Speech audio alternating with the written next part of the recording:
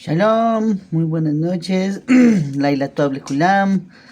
Bienvenidos a todos mis amigos, los que están en vivo y los que lo ven luego por YouTube. A todos una feliz noche.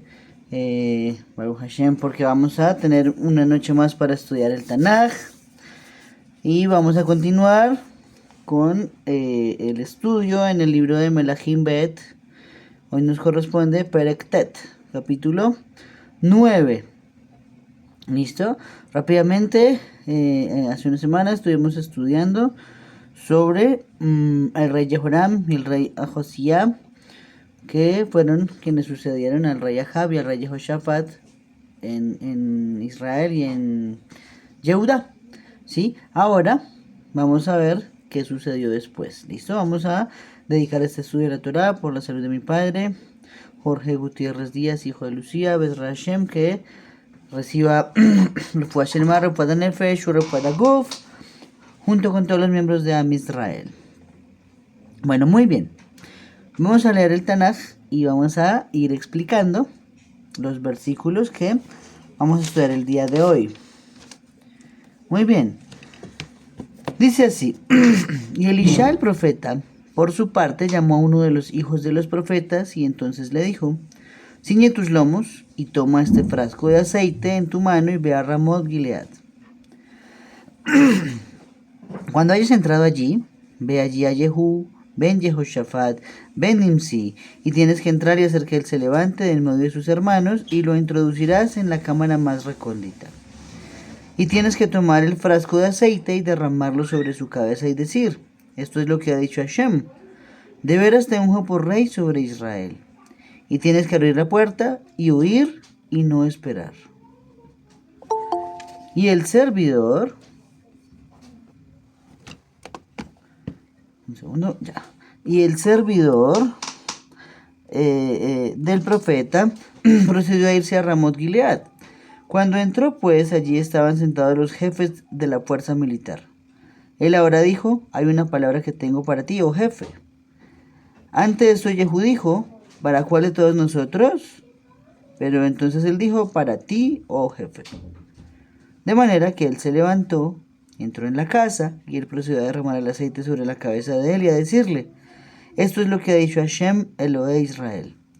De veras te unjo por rey sobre el pueblo de Hashem, es decir, sobre Israel. Y tienes que derribar a la casa de Ahab, tu señor, y yo tengo que vengar la sangre de mis siervos los profetas y la sangre de todos los siervos de Hashem de la mano de Jezabel. Y toda la casa de Ahab tiene que perecer, y tengo que cortar de la casa de Ahab a cualquiera que orina contra una pared y a todo imposibilitado e inútil en Israel. Y tengo que construir a la casa de Ahab como la casa de Jeroboam, tengo que constituir a la casa de Ahab como la casa de Jeroboam ben Nabat y como la casa de Baasá, hijo de Ahiyá. Y a Jezabel se la comerán los perros en la porción del terreno de Jezreel, y no habrá quien la entierre. Con eso, abrió la puerta y echó a huir. Entonces ahí tenemos una pequeña reflexión, ¿no? Que nos está diciendo que Hashem le dice a Elisha, Elisha le dice a su siervo que vaya y unja a Jehú como rey para que él ejecute la venganza de Hashem contra Acab y Jezabel. Ya hemos estudiado mucho sobre lo que hicieron Acab y Jezabel, ¿cierto? Pero ahora hay un detalle muy curioso, ¿no? Le dice: apenas usted dé el mensaje, salga a correr. Y salga a correr. Y así fue como lo hizo este profeta, este siervo del profeta Elisha. Vamos a ver quién era ese siervo ahorita. ¿Listo? Entonces, varias cosas para analizar de estos versículos. Lo primero, hubo 3 cosas que le había pedido a Hashem a Eliyahu antes de dejar este mundo. ¿Sí? Recordemos que eso estaba al comienzo de este libro de los reyes. Y Hashem entonces le encomienda al profeta Eliyahu que haga 3 cosas para que después sí se vaya. ¿Cuáles eran esas 3 cosas? Número 1, ungir un profeta en sucesión de él mismo, que fue precisamente Elisha. ¿Listo? Hasta ahí normal. Luego, el segundo encargo que tenía Hashem, que le había puesto Eliyahu, tenía Eliyahu que le había puesto a Hashem, era completar, no completar, ir a ungir como rey a Hazael, rey de Siria. ¿Listo? Rey de Siria. Eso no lo hizo Eliyahu, eso lo hizo Elisha. ¿Sí? Ok. Y la número 3 era ungir a Yehú como rey de Israel. Entonces esas eran las 3 misiones que puso a Kadosh Baruj Hu, a Eliyahu, pero que Eliyahu solo hizo una de ellas, que fue ungir a Elisha. Las otras 2, ¿quién las hizo? Entonces Elisha hizo la segunda cuando ungió a Hazael, rey de Siria. Y Elisha designó ahora a un servidor, a un mensajero, para ungir a Yehú como rey de Israel. ¿Listo? Rashi da una información al respecto y nos dice que todo esto sucedió al mismo tiempo que Jehoram estaba enfermo en Israel. ¿Sí? Entonces, ¿quién era el discípulo? ¿Quién era el siervo del profeta Elisha? Acordémonos que ya no era Gehazi. Ya Gehazi había sido afectado con la Zarat y se había retirado. ¿Cierto? Entonces, ¿quién sería ese profeta que era el siervo de Elisha? ¿Cierto? Y responde Rashi precisamente, que era el profeta Yoná ben Amittai, ¿sí? El famoso profeta Jonás. Aquí aparece por segunda vez, no nombrado propiamente en su nombre propio, sino que a través de tradición se aprende que era precisamente Yoná. ¿Cómo lo sabemos? Bueno, pues siempre tenemos que encontrar una persona y ver todo el contexto de lo que hay alrededor. ¿Sí? Sabemos que Yoná es el que resucitó al profeta Eliyahu, ¿cierto? El que resucitó el profeta Elisha fue al profeta Habacuc. Bien, pero siguiendo la coherencia y tomando en cuenta el momento histórico, el tiempo en que sucedieron las cosas, entonces fue el profeta Yoná ben Amittai antes de hacer el procedimiento de la ballena, de Nínive, todo eso que vino después. ¿Listo? Pues bueno, ahí tenemos ya un buen dato que nos está dando el Tanaj. Ahora bien, Elisha le da una expresión de afán, ¿cierto? Dijo, vaya del mensaje, lo unge, le da el mensaje y sale corriendo, ¿cierto? Entonces, ¿qué significa cuando él le dice, abre la puerta, huye y no esperes, ¿cierto? Ok, dice Rashi, esta es una expresión de afán y de poder, pues no solo implica vestirse de valor, sino armarse por precaución. ¿Qué significa eso? Pues seguramente todos, al decir que le iba a dar un mensaje a uno de ellos, quisieron conocer cuál era ese mensaje. Estaban reunidos muchos grandes del ejército de Israel, ¿sí? Entonces el escogido fue Yehú. Y lo del mensaje salió a correr para que no hiciera preguntas, para que no hiciera alboroto, para que no hiciera publicidad, para que no lo empezaran a interrogar. Bueno, interesante. Eso es lo que nos está diciendo Rashi. Ahora bien, en Masejet Julin, página 142a en el Talmud, se nos enseña que aunque normalmente uno es inmune cuando se dirige a cumplir una mitzvah, esto no aplica a actividades excepcionalmente peligrosas como esta, ¿sí? Ok, uno está claro de que cuando va a cumplir una mitzvah, Hashem lo protege, Hashem lo cura, Hashem lo cubre. Muy bien, bonito. Pero cuando hay una misión de alto riesgo, no necesariamente va a ser así, porque es de alto riesgo precisamente. Entonces conviene hacer precauciones. Aquí en este caso, ¿qué fue lo que dijo? Vaya rápido y devuélvase rápido, ¿sí? No haga nada más. Listo. En el caso del profeta Shmuel, habíamos leído algún tiempo atrás cuando estudiamos ese libro, referente a que cuando fue ungir a David como rey de Israel, entonces llevaba un cabrito, llevaba aceite, llevaba las cosas necesarias para un sacrificio por si Shaul se daba cuenta y le interrogaba que para dónde iba. Entonces él le iba a decir que iba a sacrificar algo en Betlehem. ¿Sí? ¿Ok? Entonces tomó sus precauciones. Esto nos enseña que aunque uno puede estar no exento, sino está cubierto, si va a cumplir una mitzvah de parte de Hashem, tampoco puede pues uno confiarse, ¿sí? No puede uno salir a la calle entonces tranquilo un día por una zona peligrosa, decir es que yo voy para la sinagoga, no me va a pasar nada. No, hay que tomar precaución, hay que caminar con cuidado, hay que pasar por los lados que no sean peligrosos, preferiblemente tomar un transporte seguro, bueno, qué sé yo, ¿cierto? Pero no podemos irnos a la mansalva pidiendo que Hashem nos va a proteger por cumplir una mitzvah. Así no es. ¿Listo? Ok.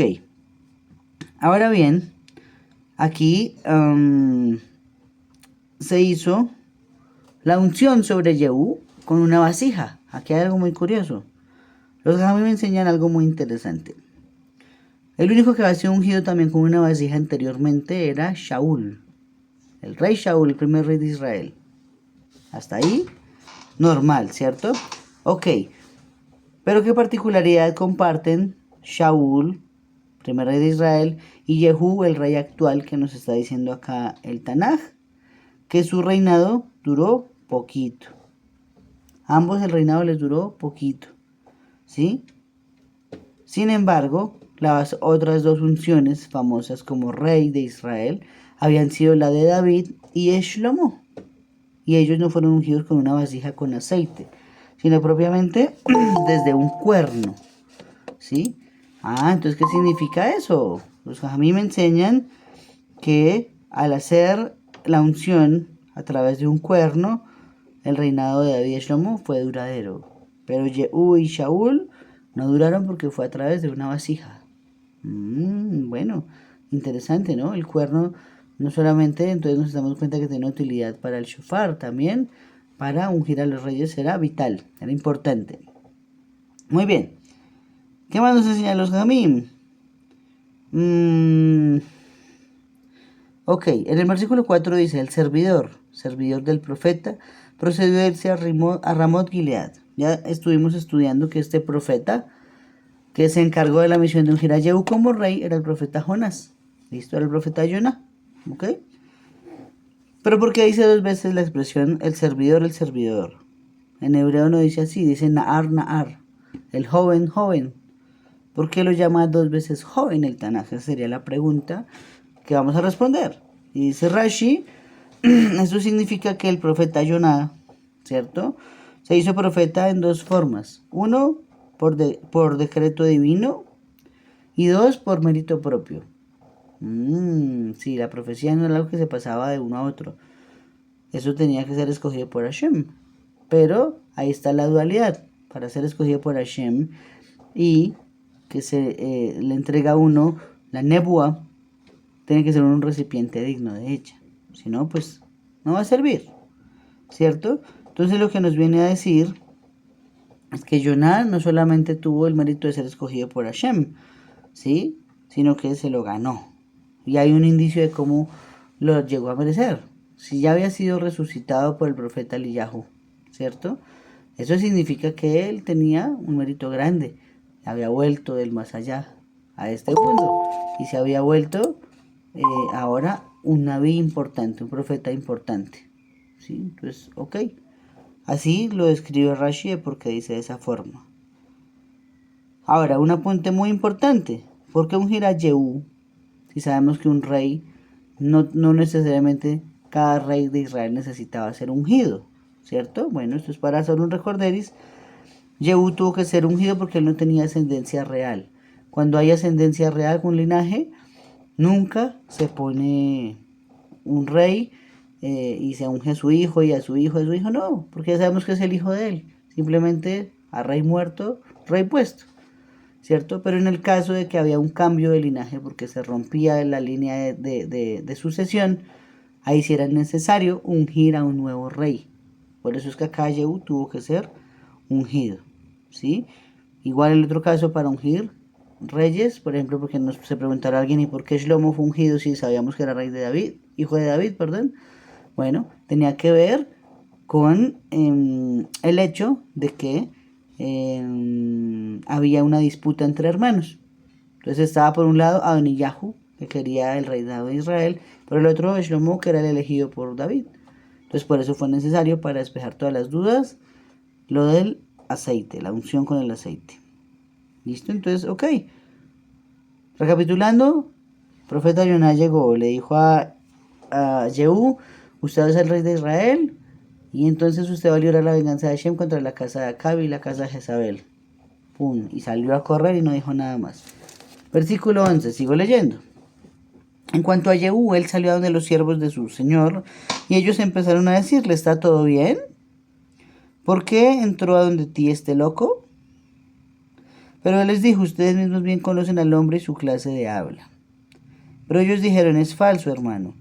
Infórmanos, por favor. Entonces él dijo, así y así fue como me habló diciendo, esto es lo que ha dicho Hashem, de veras te unjo por rey sobre Israel.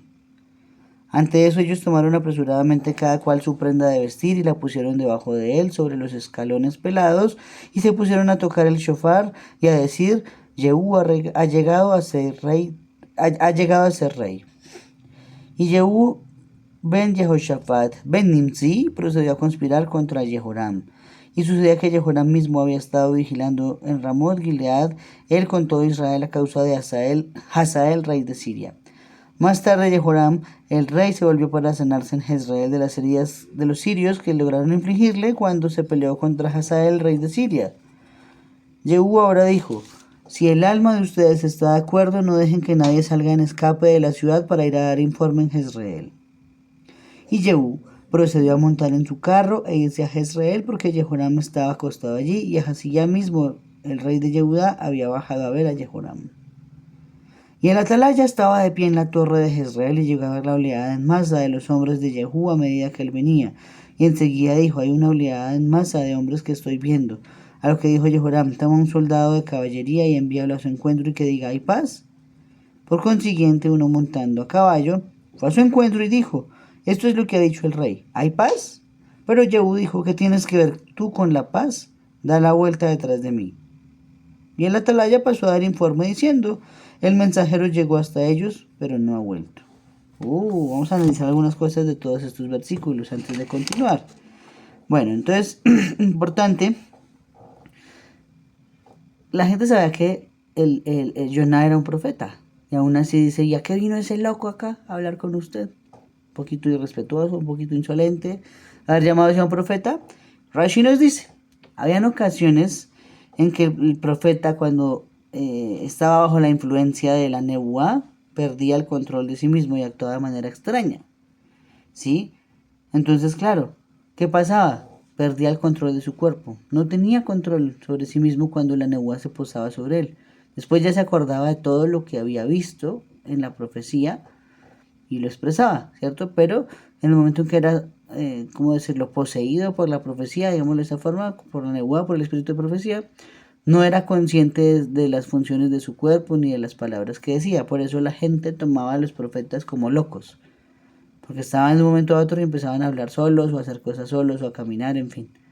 Y era porque estaban viviendo en 4D, en 5D, la profecía, en primera dimensión. ¿Sí? En vivo y en directo. Además, dice Rashi, los que llamaban locos a los profetas, pues eran los profetas de Baal. Todavía existían. Aunque ya habían sido un poquito exterminados por el Yahoo, otra vez habían. Y ahí sí juega un papel fundamental Yehú, porque Yehú nos va a contar más adelante el Tanaj que fue el que acabó con la idolatría de Baal en todo Israel de un solo tacazo y nunca volvió a ver eso. Ok, entonces por eso lo llamaban loco. Ahora bien, Yehú quería, dice Rashi, ocultar la profecía que le fue dada y esperar un momento más oportuno para revelarla. Sin embargo, no le creyeron porque no concebían que un profeta entablara una conversación ociosa. ¿Sí? Entonces Yehú dijo, no, pues ustedes conocen que el hombre es loco. Le dijeron, sí, claro, el hombre es loco, pero no va a venir aquí solo a saludarlo a usted aparte y a decirle, buenas tardes, ¿cómo está? Ya se lo sabían todo, algo pasó. Entonces por eso lo presionaron y Yehú tuvo que revelar la verdad de lo que le dijeron.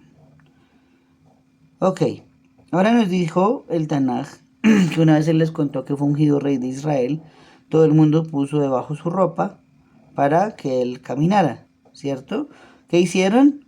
Se quitaron cada uno sus prendas exteriores y las arrojaron debajo de él en la escalera, formando así para él un asiento digno con la ropa que había fácilmente disponible, ¿cierto?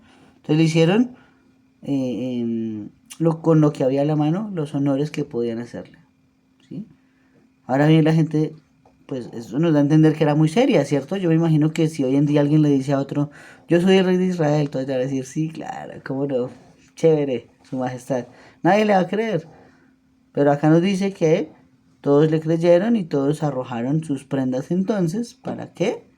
Para honrarlo como rey de Israel. Ok.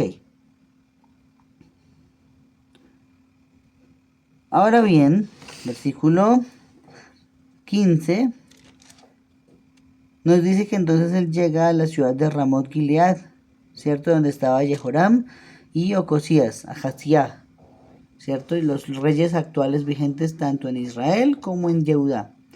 Allí estaban sanándose de una herida que les había hecho el rey de Siria, Hazael. Entonces, acuérdense un momento de la profecía que le dio a Hashem a Eliyahu, ¿cierto? Le dijo, haga 3 cosas. Unja a Elisha como sucesor. Después unja a Hazael como rey de Siria. Y después unja a Jehú como rey de Israel. Y va a ser una cadena, sigue diciendo el Tanaj. Entonces el que escape de la espada de Hazael lo matará Jehú. Y el que escape de la espada de Jehú lo matará Elisha. Y así fue que Hashem pudo poner un poquito de orden en Israel en esa época. ¿Sí? Tremendo.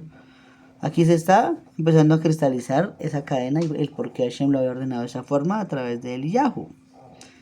Ok. Entonces, cuando Jehú le dice a todos, si el alma de ustedes está de acuerdo, no dejen que nadie salga de escape de la ciudad para ir a dar un informe en Jezreel. Entonces, claro, eso lo está diciendo a todos los compañeros oficiales para evitar filtros en la información y garantizar que sea la revuelta una completa sorpresa. ¿Sí? Está armando una revuelta para derrocar a Jehoram, rey de Israel, y ser ahora el rey él, porque él es el ungido. Ok. Entonces, ¿qué nos dijo, no? Nos dijo que estaban vigilando en la torre donde estaba Jehoram en ese momento y el vigilante vio que venía una tromba de gente, ¿cierto? Venían hartos. Entonces dice los Ajamim, el rey razonó, si muchos hombres llegan juntos desde el norte, deben traer noticias del campo de batalla. Y le preocupaba que tal vez vinieran a informar de una derrota. Dijo, claro, no es normal que vengan muchos mensajeros. Si vienen varios, hay algo malo ahí, hay algo raro. Ya hemos visto algo parecido con David, ¿cierto? Cuando el etíope nos dice que corrió delante de Joab y también fue corriendo otro hombre, ¿cierto? Que ese otro hombre también llevaba mensajes sobre la victoria contra Absalom. Pero al saber que habían 2 mensajeros, entonces David dijo, esto no es bueno. No se mandan jamás a 2 personas distintas a traer una razón. Entonces aquí tenemos algo parecido. El rey Jehoshaphat está diciendo, si vienen muchos corriendo, no traerán reportes del campo de batalla. O fuimos derrotados o aquí pasa algo raro. ¿Sí? Ok, listo. Interesante que cuando llega entonces ese, ¿cómo se dice? Esa avanzada del rey que manda un mensajero a caballo y le dice, vaya averigua qué es lo que quieren los que vienen. ¿Cuál es la respuesta que da Jehú? ¿Qué tienes que ver tú con la paz? Da la vuelta y ponte detrás de mí. Sí, técnicamente es la primera vez que en todo el Tanaj a alguien se le llama metido, chismoso. En nuestra lengua colombiana, sapo. ¿Sí? ¿Por qué? Le dijo, ¿usted qué le importa? ¿Qué vengo yo? Hágase detrás mío. Sí, interesante. Así era el estilo de Yehú. Por lo menos que todos eran diferentes. Y dice los Amim, el jinete no tuvo otra opción que obedecer a Yehú debido a su contundente personalidad. Claro, el tipo era arrollador. Sin saber hacia dónde se dirigía ni por qué. Eso sí no tenía ni idea por qué venía entonces él con toda esa gente hacia Ramot Gilead. Ok, ahora bien, dice, sigue diciendo el Tanakh, vamos en el versículo 19. De modo que él envió un segundo hombre montando a caballo, que cuando llegó a ellos procedió a decir, esto es lo que ha dicho el rey, ¿hay paz? Pero Jehú le dijo, ¿qué tienes tú que ver con la paz? Da la vuelta detrás de mí. Y el atalaya pasó a dar informe diciendo, llegó hasta ellos pero no ha vuelto, y el guiar se parece al guiar de Jehú ben Nimsi, porque es con locura como guía.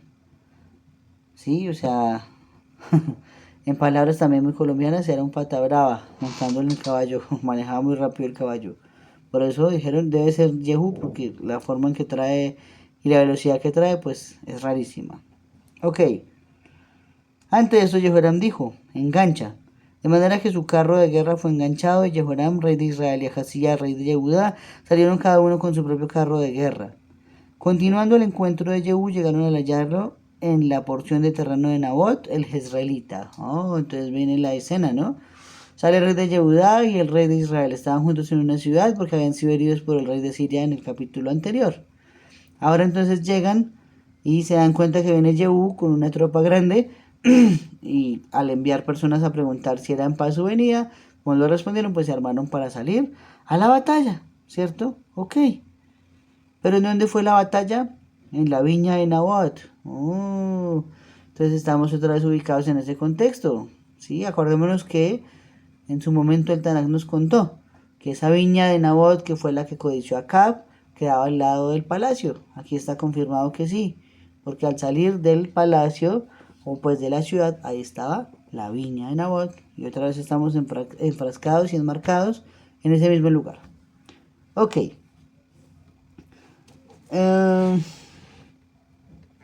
Ahora le dice el versículo 22. Aconteció que al momento en que Jehoram vio a Jehú, enseguida dijo, ¿hay paz, Jehú? Pero él dijo, ¿qué paz podría haber mientras haya las fornicaciones de Jezabel tu madre y sus muchas hechicerías? Enseguida Jehoram dio la vuelta con las manos para huir y dijo a Ocosías, ¿hay trampa, Ocosías? Entonces le dijo al otro rey, esto es una trampa, esto es una emboscada. Y Jehú mismo llenó su mano con un arco y procedió a saetear a Jehoram entre los brazos, de manera que la saeta le salió por el corazón y él se desplomó en su carro de guerra. Oh, tremendo, ¿no? Aquí entonces vemos algo muy importante, ¿no? Dicen los Jajamim, Jehú maldijo a Jehoram refiriéndose específicamente a Jezabel y sus caminos, a pesar de que también era hijo de Acab. Pero, entonces, ¿qué significa? Dicen los Jajamim, es común que quien maldice a otro se refiere a la madre del individuo en cuestión. Sí, es una costumbre vieja.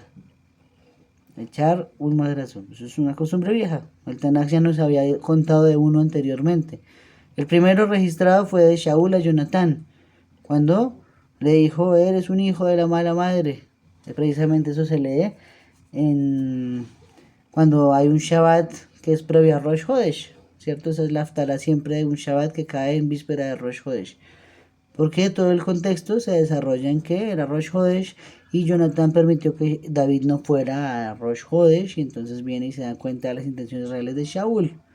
Y cuando Shaul se da cuenta que Jonatán lo está ayudando, le dice, eres un hijo de mala madre, en palabras más bruscas. Entonces esa fue la primera vez que una mamá fue ofendida por las cosas de un hijo. Aquí es la segunda vez. Y este sí no se lo mandó a decir con nadie. Le dijo, su mamá es una perra, su mamá es una prostituta. ¿Y cómo va a haber paz si esa mujer está viva todavía? ¿Sí? Pero también la pregunta es, ¿y por qué solo se refirió a Jezabel si el papá era malo también? Acab era malo también. Entonces, hay varias explicaciones. Bueno, la primera y a priori es que para ofender a alguien se le menciona a su mamá. Ok.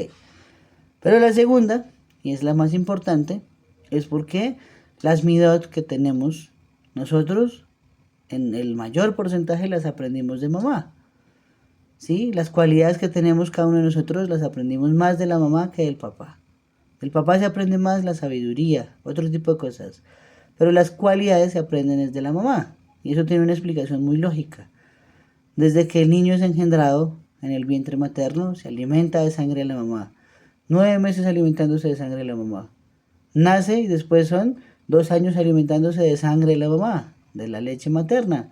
La lactancia es sangre, solamente que es de color blanco para que no sea asqueroso y se lo coman los bebés, ¿sí? Para que no se vea feo. Pero eso es sangre.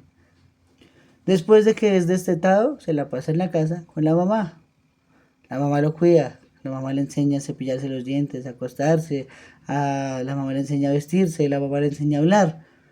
Cuando hay un fracaso en la sociedad, generalmente se debe a que la mamá no estuvo con él. Eso es parte del problema de una sociedad actual. Hoy en día la mamá tiene que trabajar, no debería ser así. Entonces, como la mamá debe buscar el sustento también, ¿qué pasa? El niño crece solo. El niño crece con la tía, el niño crece con la abuelita, con la vecina, y ese niño al final termina siendo alguien que no le aporta nada a la sociedad. Normalmente. Diferente cuando la mamá está en la casa. Ay, ay, ay. Porque eso es otra medida. Ese es el éxito de generaciones anteriores. La mamá estaba en la casa. Entonces, estaba la gente mucho más educada, mucho más correcta. Entonces, así mismo, como ya lo acabamos de ver, si la persona es buena, también se debe a la mamá, porque aprendió las cualidades de la mamá. Y piensen ustedes un poquito, reflexionen y mírense cada uno y digan, oiga, sí, mis cualidades se parecen más a las de mi mamá que a las de mi papá. Sí, las cualidades, no las habilidades ni los talentos, solo las cualidades, las midot. Se aprenden más de la mamá. Entonces, por eso se ofende a la mamá, porque se le está diciendo, sí, su papá era un malvado, el rey Acab, pero su mamá era peor. Y el versículo dice, no hubo otro rey en Israel que hiciera lo malo ante los ojos de Hashem, impulsado por su esposa, que fue Acab. Ok. Ahora nos dijo que huyeron, ¿cierto? Dicen los Ajamim, estaban cada uno en su carro cara a cara con Jehú y Jehoram. Al darse cuenta, giró, dice, al darse cuenta, giró las riendas para hacer girar el carro, huyó y notificó a Hasilla traición, ¿cierto? Entonces se fue de reversazo, pero no pudo reaccionar. Nos dice que entonces Jehú tomó el arco y la flecha y lo asaeteó y lo traspasó. Y le salió del otro lado del corazón, ya que no llevaba la armadura de la batalla. Y el disparo fue a quemarropa. Sí, obviamente.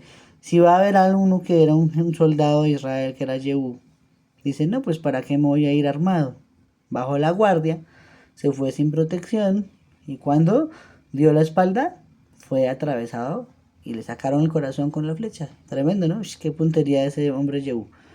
Pero fue a quemarropa y no pudo nada que hacer, entonces murió. Ok. Vamos a leer acá un comentario que hicimos un poco antes en Melahim Aleph, en Primera de Reyes, en el versículo, capítulo 18, versículo 3. En el momento lo encuentro acá, para que aprendamos o recordemos más bien algo muy interesante. El 18, 3. Ok, listo. Este comentario dice así. Está escrito en Rabino Behaye, su comentario al Tanaj. Las criaturas de Hashem toman constantemente prestado unos de otros.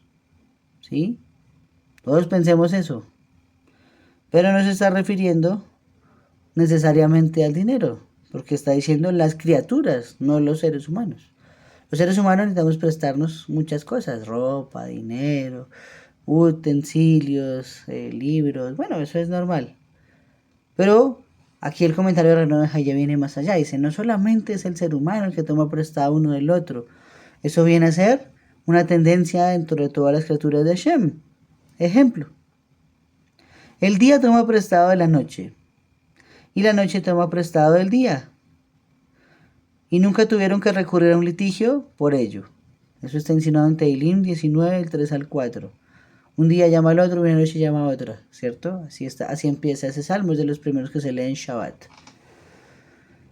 ¿Eso qué nos enseña? Entonces hay pedacitos que en la mañana se llama Aloda Shahar y en la tarde se llama Bena Shamashat, ¿cierto? Que no se sabe si es de noche o es de día. Está hasta ahora aclarando, pero viene la oscuridad total. Viceversa, viene la claridad total y empieza a oscurecer. Se toman prestado un pedacito el uno al otro, pero ninguno abusa del otro. Y no van a un litigio del sol y la luna por el que momento alumbra cada uno. Número 2. La luna toma prestado de las estrellas. Y las estrellas toman prestado de la luna. Sin embargo, cuando Hashem lo desea, no nos deja ver a ninguno de ellos. Eso está insinuado en Job 9.7. El libro de Job 9.7. ¿Sí? Sí, Hashem sabe que la luna le presta brillo a las estrellas a la luna, pero cuando quiere pone una barrera y no las podemos ver. Bueno, ahí está. Pero se toman prestado uno a los otros y no se importunan. Número 3. La luz toma prestado del sol y el sol de la luz. Habacuc 3.11. Número 4. La sabiduría toma prestado del entendimiento y el entendimiento toma prestado de la sabiduría. Mishle 7:4. Número 5. El cielo toma prestado de la tierra y la tierra toma prestado del cielo. Devarim 28:12. Y número 6, que fue con el que empezamos, las criaturas toman prestados unos de otros y se retribuyen también unos a otros. ¿Sí? Entonces, este comentario a qué viene, ¿no? Rabino Behayo lo amplía diciendo que se decretó muerte a Jehoram cuando fue a tomar a los hijos de Obadía como pago de la deuda para comprar para los profetas. Recorderis, el papá de Jehoram se llamaba Acab. ¿Listo? El rey Acab. El rey Acab y la reina Jezabel decretaron matar a todos los profetas de Hashem. Había un ministro dentro del gobierno llamado Obadía, que es el profeta Obadía, el mismo que escribió el libro Obadía. ¿Qué pasó con él?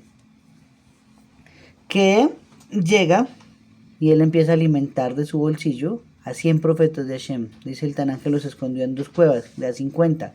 Y les llevaba pan y les llevaba agua.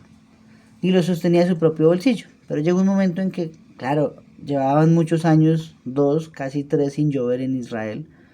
Y no había suficiente para sostener a 100 bocas diarias. Tremendo, tremendo. Eso es un mérito gigante que tuvo ese profeta.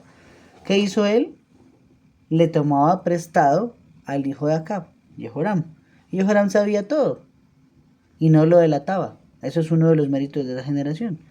A pesar de que había mucha idolatría, ninguno era delator con el otro. No se llevaban bien, mejor dicho, se llevaban bien. Vivían en paz. Diferencia con David, que no habían idólatras, pero habían sapos entre el pueblo todo el tiempo. ¿Cierto? Entonces, ¿qué pasó? Una vez se murió el profeta Obadía, llega este hombre llamado Jehoram, hijo de Acab, y se va a la casa de la viuda y le dice: necesito que me dé a sus hijos como esclavos para pagar la deuda que dejó su esposo conmigo. Y entonces, ¿qué pasó? Ella fue rogándole al profeta Elisha por ayuda.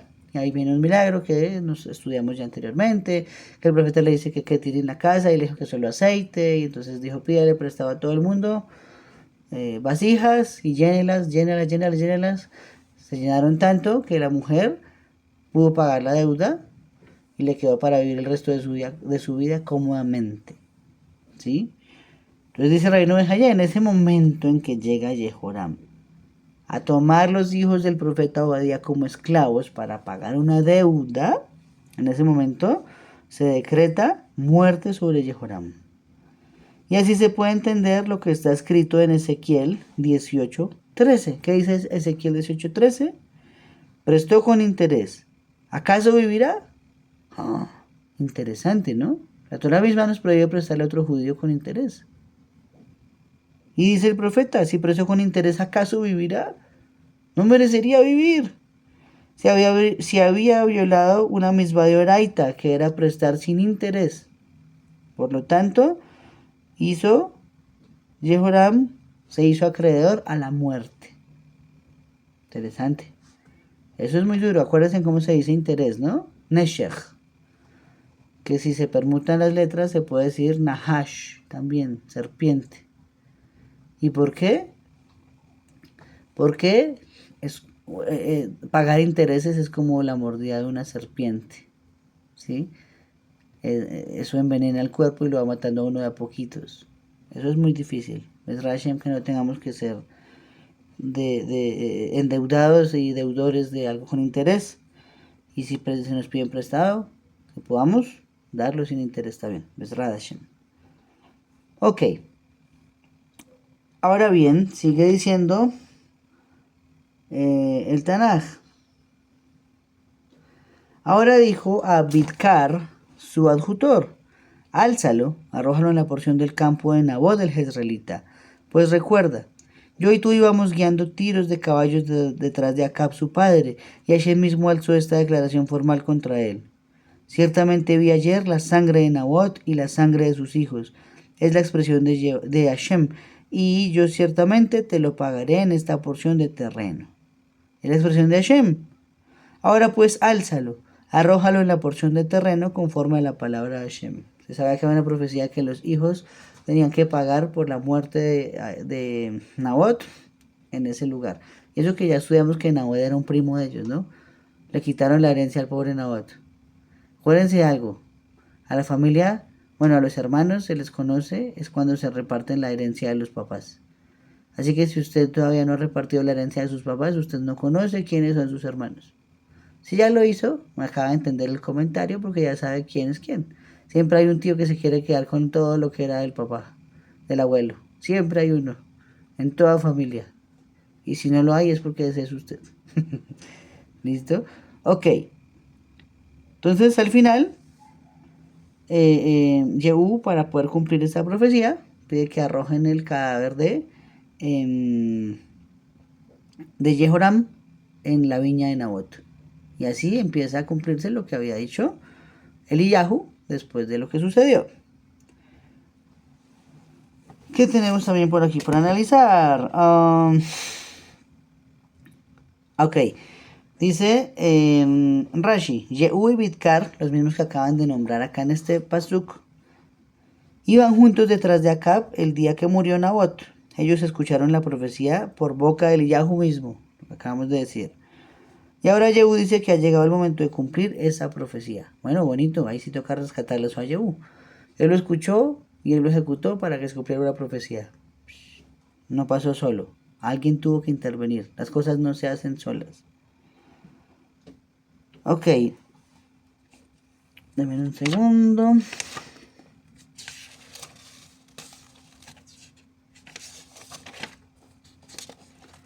Busco un apunte por acá que tiene que ver con este pasuk.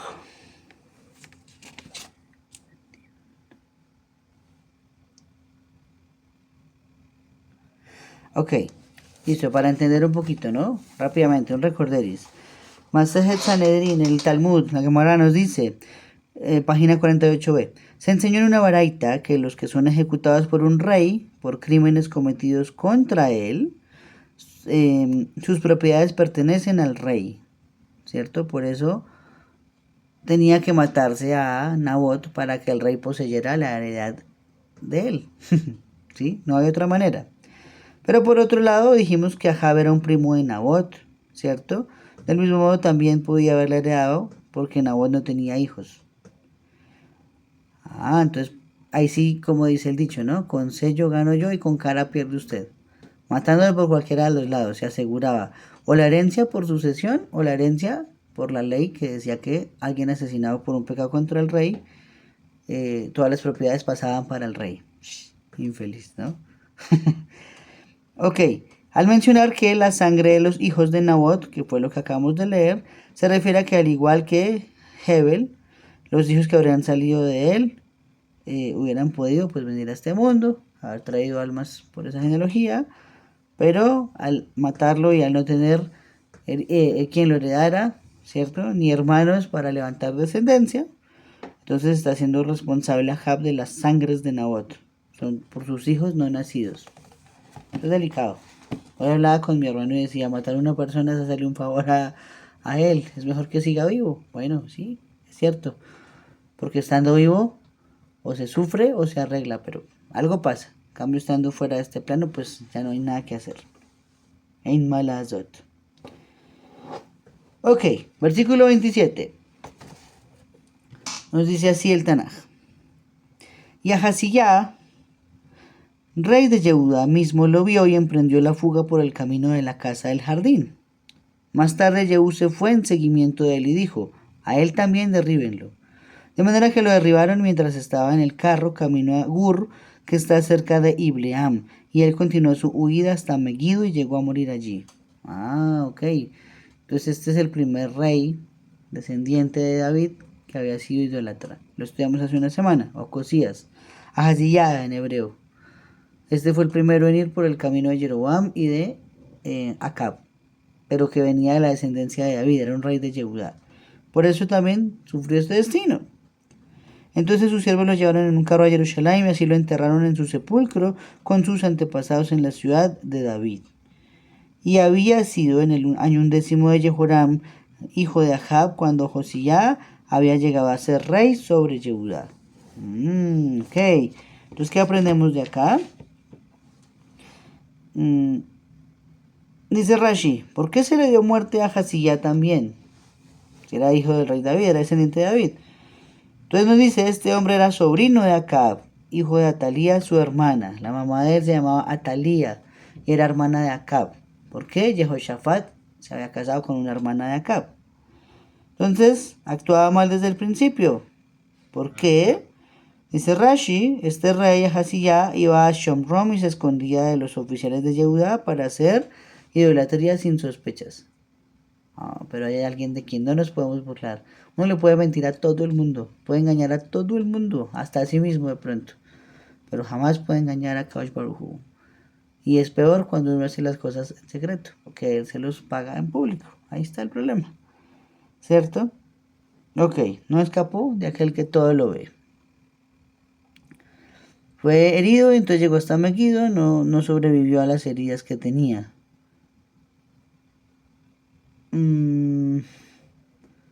Ok, un comentario de los Jajamín dice que Ocosías, Ahaziyah no era de la realeza de la casa de Israel, sino era de la casa de David. ¿Por qué darle muerte entonces a él? A pesar de que sabemos que cometió Aboda Sará, dice los Jajamín, tenía la orden de exterminar a toda la parentela, a toda la casa de Acab. Entonces, al ser un sobrino, lo incluía en la lista y ahí lo limpió Jehú de este mundo. ¿Sí? Ahora vamos a ver algo muy interesante.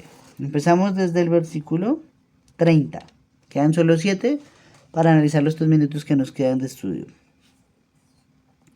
Por fin Jehú llegó a Jezreel y Jezabel, apareció aquí la malvada.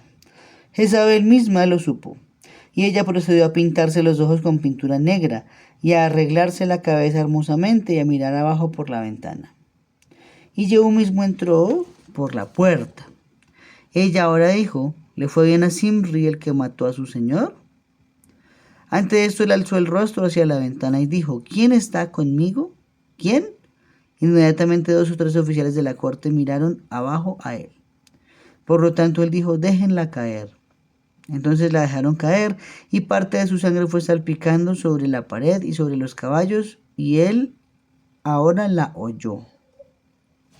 ¿Sí? Oyó, no de oír, sino de hollar, ¿cierto? H-O-W-L-A-R.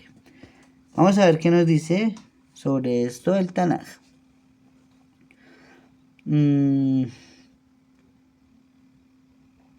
Bueno, un comentario antes de esto sobre Ahaziyah, que se me olvidó decir. Jehú permitió transportar el cadáver para su entierro en Jerusalén a la manera tradicional de los reyes de Yehudá, por respeto a David y a Jehoshaphat, ¿cierto? Que habían sido unos excelentes reyes de Israel hasta ahora. Solo por eso permitieron ir a enterrarlo, como se debe enterrar a los reyes de Israel. Ok, pero también nos dice que Ahaziyah reinó 1 año en vida de su padre, mientras él estaba quejado de una terrible enfermedad, que ya lo estudiamos anteriormente, ¿sí? Entonces, en 2 Crónicas, de Ura Yamin Bet 21:18 nos va a enseñar que sus intestinos se le salieron al papá. Bueno, lo estudiaremos después, aunque ya estudiamos un poquito sobre eso en otros videos anteriores. Pero ahora sí hablemos de Jezabel. Se maquilló, ¿cierto? Supo que Jehú venía para el palacio, lo que había venido pasando, ya había matado a su hijo Jehoram y ahora venía a la casa donde estaba ella. Dice Rashi, se maquilló la cabeza para tener encanto a los ojos de Jehú a fin de que se casara con ella. Esa es la primera interpretación que da Rashi. O segunda, por su belleza le perdonará la vida, no necesariamente casándose. Por eso se puso muy bonita, a ver si era conmovido Jehú y no la iba a matar. Hay otra tercera opinión. Yo creo que más bien dijo primero muerta que sencilla. Entonces más bien lo que hizo fue maquillarse para morir y no quedar fea cuando muriera. Sí, también la vanidad femenina ha existido desde tiempos inmemoriales. Ahora bien, ella trata de minimizar el acto asesino de Jehú mencionando que antes ya alguien más lo había hecho, ¿cierto? Por lo tanto era aceptable. ¿Cómo lo sabemos? Porque Zimri había asesinado a Eilá ben Bazá. Eso lo leímos en Primera Reyes 16:9. Entonces está diciendo, ya pasó esto antes. Entonces Zimri ya lo hizo y si usted lo está haciendo, pues no se sienta mal. Más o menos algo como así le quería decir Jezabel, tratando de hacerle charla, picándole la lengua, picándole el ojo para que no la matara. Ok. Pero también dicen los Amim, no, en realidad estaba Jezabel insultando a Yehú al llamarlo asesino y despreciable y que sufriría un destino parecido. Pues hay maneras de verlo. Ok.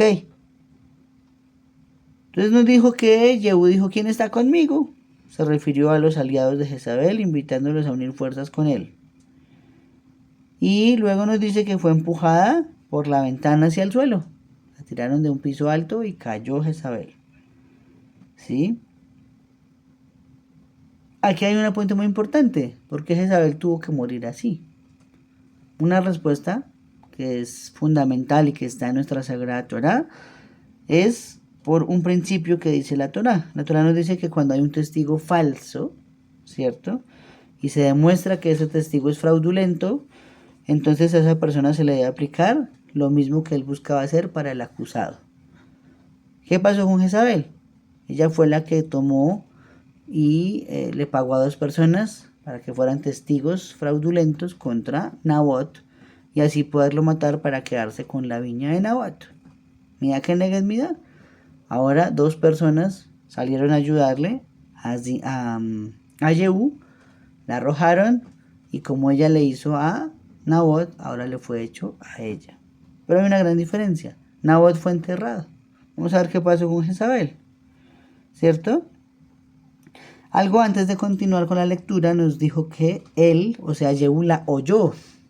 Ya dijimos oyó, es H-O-L-L-O, de hollar, ¿cierto? No de oír. ¿Qué significa eso? Dicen los ajamim, dicen los sabios. Yehú la pisoteó bajo los cascos de los caballos para asegurarse de que sí estuviera muerta. O sea, le pasó por encima su carro. Tremendo. O sea que ahí tendríamos técnicamente el primer accidente de tránsito del Tanaj. ¿Cierto? La primera mujer atropellada en las vías fue Jezabel. ¿Listo? Leemos los últimos versículos. Después de eso pasó adentro y comió y bebió.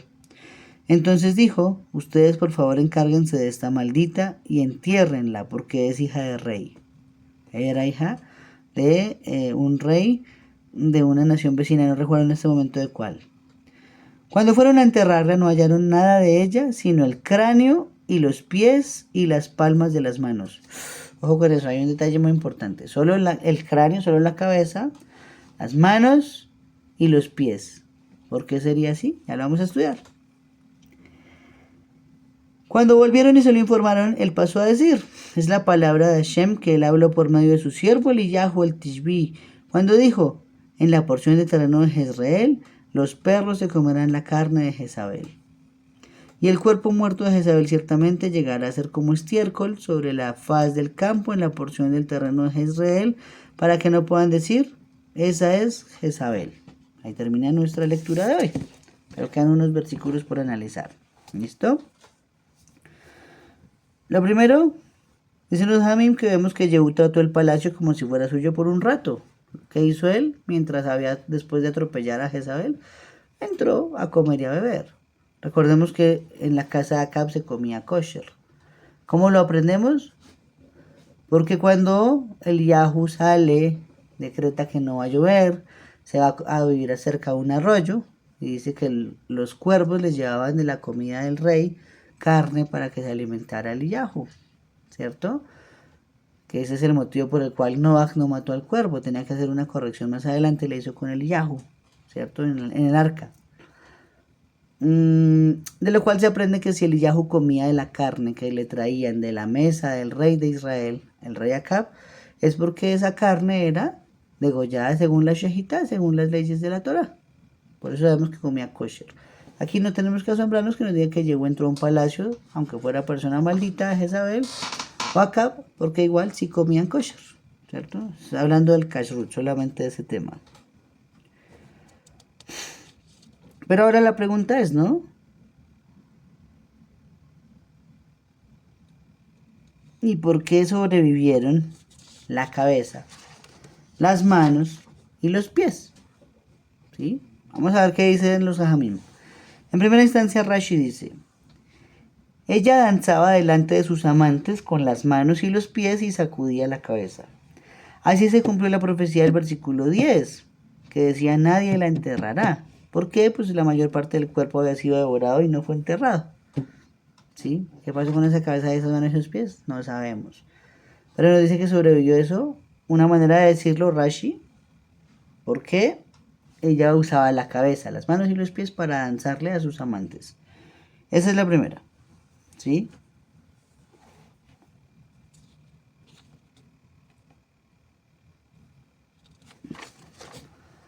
Pero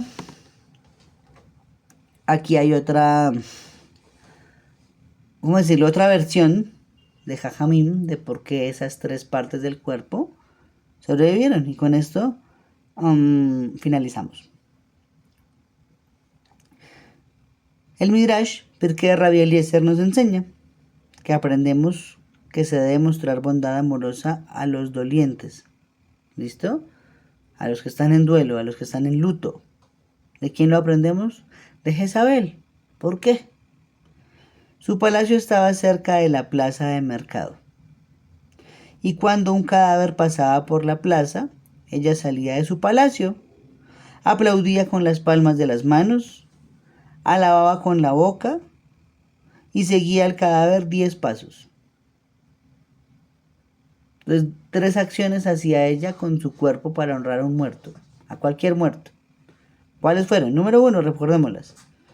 Cuando el cadáver pasaba, salía de su palacio y aplaudía con las palmas. Ahí está, porque las manos sobrevivieron. 2, alababa con la boca al muerto. O sea, daba una alabanza al muerto, unas palabras de bien por el muerto. Entonces, el cráneo. Y 3, caminaba 10 pasos al lado del cadáver y se devolvía. Entonces por eso los perros se comieron su carne, excepto los miembros de Jezabel que estaban involucrados en mostrar bondad amorosa, cabeza, manos y pies. Sobre eso los perros no pudieron comerse nada. ¿Sí? Entonces esto nos enseña, la reflexión es esa. Cuán importante es consolar a alguien que está doliente, a alguien que está en luto, a alguien que perdió un pariente de primer grado. Ese es el que duele. ¿Sí? A partir de ahí, al mostrarle esa bondad amorosa con los dolientes, tendrá una recompensa de parte de Hashem. En el caso de Jezabel, que le sobrevivió al menos la cabeza, las manos y los pies.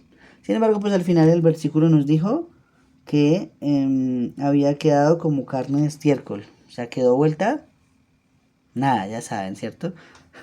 Quedó irreconocible y por eso es comparada al estiércol. ¿Listo? Con esto finalizamos Hashem, el capítulo 9. ¿Listo? Quisiera saber si hay preguntas. Déjenme ver por acá el chat. Vi algo por acá. ¿Qué dice? Yo pensaba que era porque esos miembros son los que menos carne tienen. Pues bueno, esa sería una explicación. Tal vez viéndolo desde el lado de que no fue apetecible para los animales, para los perros. Sí, creo que de pronto puede ser porque no tienen mucha carnecita. Ahora depende del gusto de cada uno, porque tú, por ejemplo, sabes que a mí me gustan las patas de los pollos. Me encantan las patas de los pollos. Y no es que tengas mucha carne, pero a mí me fascinan, ¿sí? Pero esa es una explicación desde el punto de vista de por qué los perros no lo hicieron. Porque es imposible que el perro racione. Pero ya pues la explicación mística sí viene a ser esa, ¿no? Sobre que usó para bien esos órganos. Pues no sabemos. Aún de una persona tan malvada como Jezabel se aprende. Se aprenden cosas buenas, ¿sí? Y aún de personas espectaculares como los Abot, como Moshe, como David Shlomo, aprendemos cosas no tan buenas. También, como todo. No significa que no podamos extraer de cada uno lo mejor. ¿Listo? Bueno, entonces mis amigos, un gusto haber estudiado con ustedes este capítulo. Bezrat Hashem, la cita es dentro de una semana. Otra vez para continuar con nuestros estudios. ¿Listo? A todos una feliz noche y Laila Tov Lekulam. Shalom amigos.